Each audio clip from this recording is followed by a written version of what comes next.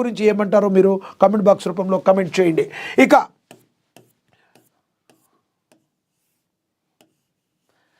కొండగట్టు అంజనపై పవన్ కళ్యాణ్ భక్తి మనకు తెలుసు. కొండగట్టు అంజన్న అంటే ఆంజనేయ స్వామి అంటే మరి ఇప్పుడు ప్రజెంట్ ఉప ముఖ్యమంత్రిగా ఉన్నారు ఆంధ్రప్రదేశ్కి మరి కొణిదెల పవన్ కళ్యాణ్. ఆయనకి తెలంగాణలోని ఈ ఆంజనేయ స్వామి క్షేత్రం అంటే ఆయనకి ఎంతో ప్రీతి.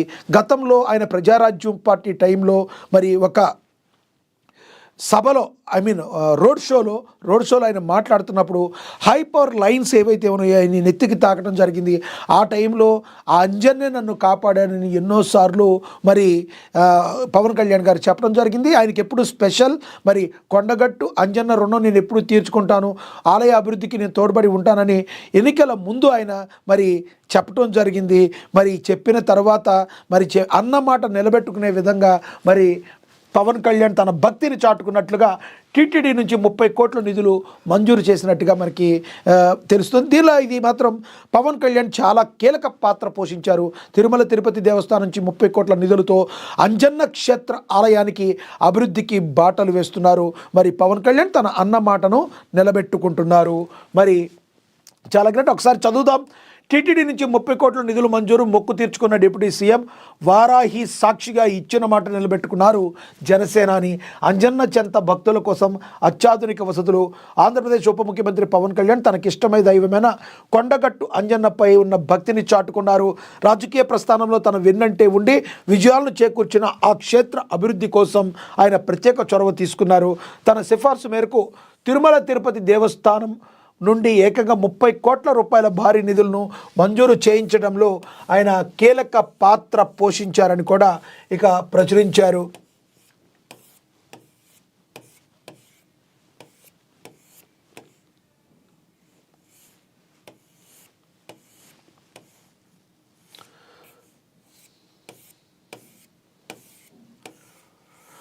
ఇక టీటీడీ నుండి 30 కోట్ల నిధులు మంజూరు చేయించారు. తెలంగాణలోని జగిత్యాల జిల్లాలో వెలిసిన ప్రస్తుత పుణ్యక్షేత్రం కొండగట్టు అంజన ఆలయంతో పవన్ కళ్యాణ్కు విడదీయలేని అనుబంధం ఉంది.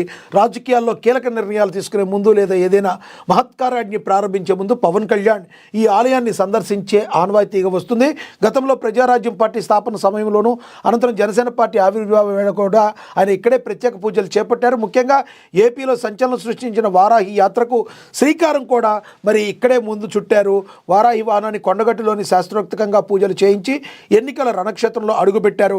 గతేడాదిలో వారాహి దీక్ష సమయంలో ఈ ఆలయాన్ని సందర్శించినప్పుడు అక్కడ మౌలిక వసతులు మరి అదేవిధంగా సదుపాయాల కొరత, భక్తులు పడుతున్న ఇబ్బందులను ఆలయ అధికారులు పవన్ కళ్యాణ్ దృష్టికి తీసుకొచ్చారు.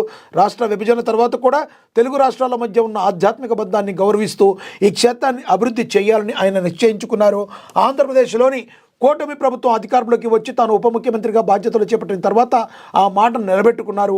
టీటీడీ ద్వారా మంజూరైన ఈ 30 కోట్ల రూపాయల నిధులతో ఆలయ పరిసరాల్లో భక్తుల సౌకర్యార్థం 100 గదుల వసతి సముదాయాన్ని నిర్మించనున్నారు. అలాగే స్వామివారు దీక్షలు చేపట్టే భక్తుల కోసం ప్రత్యేకంగా ఒక దీక్షా మండపాన్ని కూడా నిర్మించనున్నారు. త్వరలోనే దీనిపై ప్రభుత్వం నుండి మరియు టీటీడీ నుండి అధికారిక ప్రకటన వెలువడనుంది. తన సెంటిమెంట్ను కేవలం పూజలకే పరిమితం చేయకుండా ఆ క్షేత్ర అభివృద్ధికి నిధులు ఇప్పించడం ద్వారా పవన్ కళ్యాణ్ అటు తెలంగాణ భక్తుల మనసులను కూడా గెలుచుకున్నారు. మరి పవన్ కళ్యాణ్ ఎప్పుడు చెప్తూ ఉంటారు, నేను ఆడా ఉంటా ఏడా ఉంటానని. దానికి ఉదాహరణగా మనం చెప్పుకోవచ్చు. ఎందుకంటే ఉన్న 2 కళ్ళల్లో ఏ కన్ను ఇంపార్టెంట్ అంటే ఏ కన్ను చెప్పలేము. అలాగే నా నా నా నా తెలంగాణ కోటి రత్నాల వీణ అని చెప్పినట్టుగానే ఎప్పుడూ కూడా పవన్ కళ్యాణ్ తెలంగాణ ఆంధ్రప్రదేశ్ 2 రాష్ట్రాల ప్రజలను సమానంగా చూస్తూ అంటానికి ఇదొక తార్కాణంగా చెప్పుకోవచ్చు. తన బాధ్యతలు నిర్వర్తించడానికి తను ఏదైతే చెప్పారో దాన్ని చేయడానికి మరి ఆ క్షేత్ర అభివృద్ధికి ఆయన కృషి చేయడం మనందరం కూడా హర్షించదగ్గ విషయం. రానున్న రోజుల్లో మరి ఏ రకంగా ఆయన ముందుకెళ్తారో వేచి చూడాలి. ఇప్పటికైతే ఆయన చెప్పిన మాటని చెప్పినట్టుగా అయితే మరి చేశారు. ఇక నెక్స్ట్, కలిసి టీ తాగిన కాంగ్రెస్ బీజేపీ నేతలని కూడా ఇక్కడ రాశారు.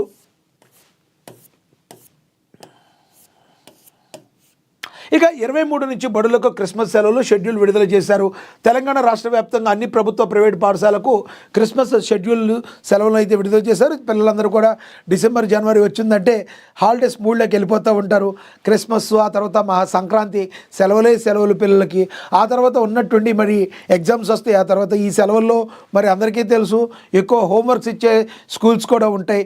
కానీ పిల్లలు మాత్రం ఈ సెలవుల కోసం వెయిట్ చేస్తూ ఉంటారు. క్రిస్మస్ హాలిడే సెలవులు ఏవి కూడా మరి విడుదల చేశారని కూడా ప్రచురించారు. ఇక పేద విద్యార్థి విద్యారుణం కోసం తన ఇల్లు షూరిటీ పెట్టిన మాజీ మంత్రి హరీష్ రావు, విద్యార్థి వ్యక్తిగత అవసరాల కోసం ₹1,00,000 ఇచ్చిన నేత, చర్చనీయాంశమైన హరీష్ ఉదారత. మరి సిద్దిపేట ఎమ్మెల్యే మాజీ మంత్రి తన్నీర్ హరీష్ రావు ఉదారతను చాటుకున్నారు. తీరు ఇప్పుడు రాజకీయ వర్గాల్లోనూ సామాన్య ప్రజల్లోనూ పెద్ద ఎత్తున చర్చనీయాంశం అవుతుంది.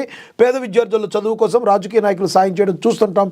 కానీ ఈ విద్యార్థిని భవిష్యత్తు కోసం తన సొంత ఇంటిని హరీష్ రావు బ్యాంకులో తాకట్టు పెట్టారు. రాజకీయాల్లోనే కాదు మానవత్వంలోనూ తన సాటి లేరని హరీష్ రావు మరోసారి నిరూపించుకున్నారు. ఆపదలో ఉన్నామంటూ తన గడప తట్టిన ప్రతి ఒక్క సామాన్య టైలర్ కుటుంబాన్ని ఆయన కొండంత అండగా నిలిచారు. పీజీ వైద్య విద్యార్థి చదవాలని కలలు కంటున్న ఆవిడ్ని మరి అయితే ఆవిడికి అండగా నిలిచారు. మరి ఎంతో గొప్ప విషయం, మంచిని మనం అందరూ కూడా మంచిగా చెప్పుకోవాలి. హరీష్ రావు ఈ రోజున మరి సిద్దిపేట ప్రజల యొక్క మనసును గెలుచుకొని సిద్దిపేటలో ఆయన తన యొక్క మనస్తత్వం తెలిసిన వారిగా ఆయనకంటూ ఒక అక్కడ ఎదురు లేదు అన్నట్టుగా అక్కడ ఉన్నారు అంటే కారణం ఇలాంటి స్పందించే మనస్తత్వం కలిగి ఉండడమే అని మనం అనుకోవాలి. రాజకీయాలకి పార్టీలకి అతీతంగా ఏ ఒక్క వ్యక్తి మంచి పని చేసినా